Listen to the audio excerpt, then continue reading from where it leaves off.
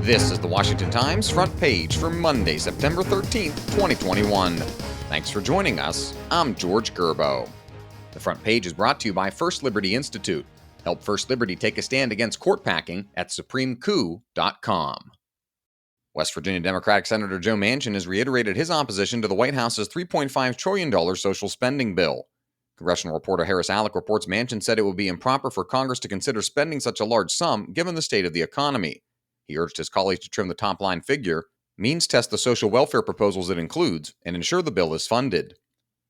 Democrats suggest the package complements the $1.2 trillion bipartisan infrastructure bill that focuses on roads, bridges, and other projects. The Senate passed that legislation last month. Democrats plan to pass the $3.5 trillion package via budget reconciliation without any Republican support. Staying on Capitol Hill, New York Democratic Congressman Jerry Nadler is calling for $2.8 billion in federal funds to help U.S. Citizenship and Immigration Services build capacity to handle legalizing select illegal immigrants already in the country. Stephen Dinan reports the proposal would legalize dreamers who came to the United States before age 18, those in the U.S. under the Temporary Protected Status Program, and illegal immigrants who held essential jobs during the pandemic. The plan would kick in by May 1st of next year. The plan marks a shift from USCIS's current model, which is almost entirely fee-funded. Those who file for legalization, however, would have to pay a $1,500 supplemental fee and processing costs. President Biden is hammering the minority of Americans who remain unvaccinated against COVID-19 and is betting voters will take his side as he tempts backlash over the sweeping mandates he's announced on private employers. Tom Howe and Jeff Murdoch report Nebraska Republican Governor Pete Ricketts has filed a lawsuit over what he called federal overreach. Ricketts says his and other state attorneys general are looking to coordinate a response. Legal experts say forthcoming OSHA rules, which will apply to companies with 100 or more people on their payrolls, will give cover to employers who wanted to require the shots but fear to revolt. The Kaiser Family Foundation says fear of severe side effects is the number one reason given to pollsters tracking COVID-19 vaccine hesitancy. The percentage of Americans fully vaccinated against COVID-19 passed the 50% mark in early August. The front page is brought to you by First Liberty Institute. This national nonprofit law firm is taking a stand against Democratic dreams of court packing. They've written a letter telling President Biden's Supreme Court Commission to reject this brazen scheme. And now, prominent leaders, plus more than 100,000 Americans like you, have joined their coalition.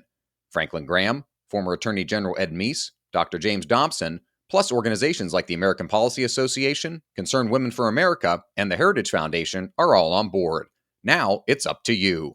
Sign your name with these leaders by September 15th at supremecoup.com. That's supremecoup.com. First Liberty Institute. May God bless America. After empty seats and recorded crowd noise last year, cheering football fans came back to a sun-drenched FedEx Field happy to welcome the return of football, even if the Washington football team came up short. Emily Zanto roamed the parking lots to get a feel for the atmosphere at the first Washington home game without capacity restrictions since 2019. Fans she talked to were excited to resume their different game traditions, including tailgating, and looking to see if Washington could build on last season's unexpected division-winning momentum. 52,753 were on hand as Washington fell 20-16 to the Los Angeles Chargers. The team lost starting quarterback Ryan Fitzpatrick early in the second quarter due to a hip injury. His status for this week's game against the New York Giants is unclear. And finally, former President Trump says the path to the reunification of North and South Korea is in reach. Ben Wolfgang reports the former president, joined online by prominent international figures for a virtual rally organized by the Universal Peace Federation, offered an optimistic call for unity and newfound cooperation. The group and this newspaper share the same founders. He also called for the permanent denuclearization of North Korea, a long-standing policy goal of the United States and its regional friend and ally, South Korea.